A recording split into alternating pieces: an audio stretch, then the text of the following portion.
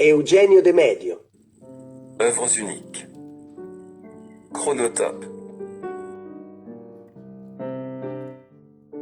Chronotope est un terme qui trouve son origine dans les mots grecs chrono, temps, et topo, lieu. Il représente l'unité de la dimension temporelle et spatiale en tant que dimension indissociable, ayant des répercussions cruciales dans les domaines de la physique moderne et des sciences sociales. En 1908, Hermann Minkowski, mathématicien provenant de la Lituanie, qui faisait alors partie de l'Empire russe, et devenu citoyen allemand, a présenté l'idée du chronotope, ou espace à 4 dimensions, dans le contexte de la théorie de la relativité. Le philosophe et critique russe Mikhaïl Michelovitch-Bachtin a adopté cette idée pour désigner l'unité essentielle de l'espace et du temps qui structure un récit. Il a illustré le lien entre les données temporelles et spatiales qui structurent un roman, influençant l'intrigue, les personnages et le type de texte.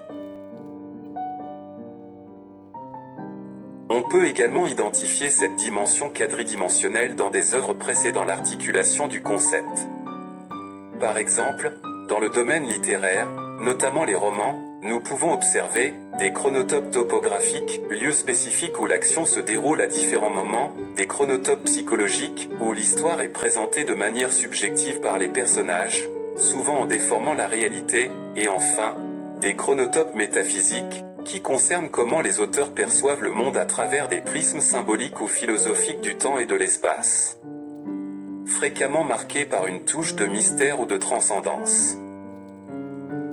Selon Bachtin, les arts visuels sont tout aussi directs et non linéaires que la narration verbale. Il a sans doute formulé cette perspective en se référant à la peinture traditionnelle, qu'il percevait comme suspendue dans l'air, autrement dit sans dimension temporelle. Toutefois, dans le domaine des arts visuels, ce concept peut être utilisé pour examiner comment le temps et l'espace peuvent être intégrés aux œuvres et influencer leur identification, même si ces éléments présentent des similitudes ou des différences avec ceux de la littérature. On peut, par exemple, définir le chronotope comme la compression et la superposition de plusieurs perspectives ou instants temporels dans un unique espace visuel, générant ainsi une temporalité riche et concentrée qui s'exprime à travers une seule image. Un exemple en serait l'œuvre réalisée en 1911, Moi et mon pays, de Marc Chagall. Ceci s'applique également aux récits bibliques ou récits de saints, des maîtres anciens qui amalgamaient divers épisodes d'un conte sur un même plan visuel.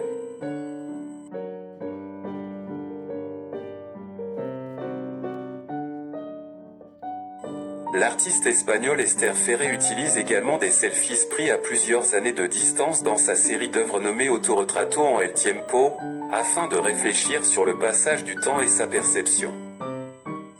Une autre approche picturale est la réduction de la profondeur, générant un effet d'indistinction ou d'espace indéfini. Cela génère un espace visuel, suspendu, qui n'est pas associé à une dimension temporelle conventionnelle. Les réalisations de Douglas Gordon, qui allongent le temps narratif des films à 24 heures pour manipuler la perception du temps et de l'espace par le spectateur, corroborent cette idée, bien qu'elles emploient un autre support. Dans les arts visuels, le principe du chronotope peut être associé à d'autres formes d'expression qui s'éloignent complètement de la narration, représentée en images, surtout lorsque ce concept est intentionnellement mis en œuvre par les créateurs et non défini, a posteriori, par exemple, dans l'escréation de la artiste italienne Nanda Vigo, qui a révélé son Manifesto Chronotopico en 1964.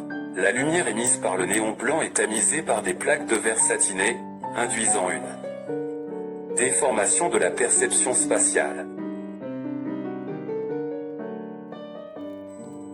L'emploi conscient de l'idée de chronotope engendre un jeu d'interaction entre l'auteur, le récit, l'image, le spectateur et l'univers, et permet de transcender la vision de Bachtin qui considérait la peinture comme une représentation figée et arrêtée. Le chronotope nous offre une perspective sur la manière dont l'œuvre d'art visuel véhicule non seulement une dimension esthétique, mais également éthique et cognitive. Dans ce cadre, l'identité est perçue comme un acte responsable et dialogique, où le soi se façonne en interaction avec autrui et le contexte spatio-temporel. Cela incite à une analyse critique de la réalité de l'œuvre, de soi-même, de la société et du monde. Mes recherches sur les chronotopes identifient la relation entre l'espace et le temps de diverses manières, que l'on peut organiser en 3 catégories distinctes, bien qu'elles soient parfois imbriquées. Avec la technique du pliage, l'espace expressif s'approprie la dimension tridimensionnelle en dirigeant certaines sections de la toile vers l'observateur ou vers le mur arrière, exposant parfois ce dernier. La notion de temporalité est présente non seulement à travers l'emploi de tissus d'époque revitalisés, mais également grâce à la lumière qui transforme l'image via les diverses positions de la source lumineuse générant des zones illuminées et des zones obscurcies, et par la perspective du public, qui appréhende les œuvres sous des angles variés. Cela se manifeste tant de manière subjective pour un observateur unique qui se déplace dans l'espace, que de la manière simultanée pour plusieurs observateurs présents en même temps, évidemment sous différents angles. De ce fait, les œuvres ainsi créées suscitent une perspective diversifiée et critique de la réalité, incitant à réfléchir sur la subjectivité inhérente à la perception des événements et de l'univers.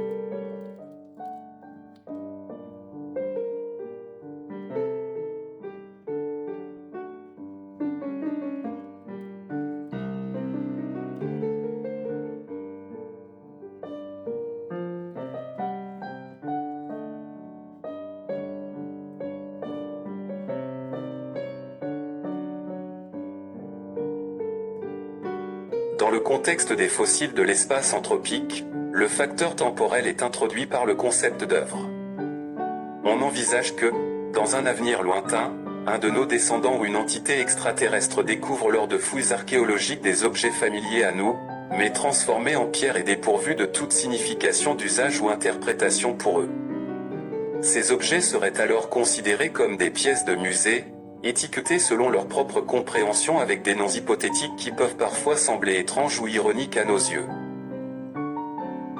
Ainsi, en plus du jeu d'ombre et de lumière créé par les objets entassés sur les plans, qui font écho aux réflexions antérieures, l'idée suggérée est celle de l'incertitude des conventions et définitions qui, dans les faits, ne sont applicables que dans un contexte physique, temporel et particulièrement social donné.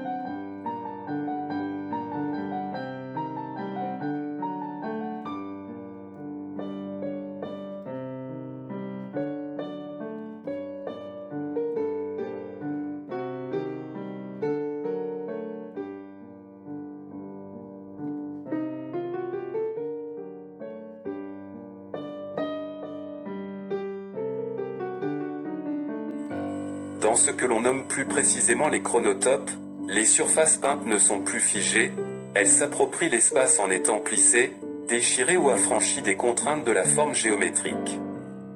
Lorsque les signes et symboles archétypaux sont présents, ils se distinguent de la surface picturale pour finalement se libérer complètement, engageant ainsi un dialogue direct avec le mur du fond ou s'étendant dans l'espace. De même, les emplacements de la lumière et des spectateurs, ainsi que dans certains cas le déplacement et l'interaction avec les œuvres, influencent la perception de la quatrième dimension avec des conséquences semblables à celles des groupes antérieurs.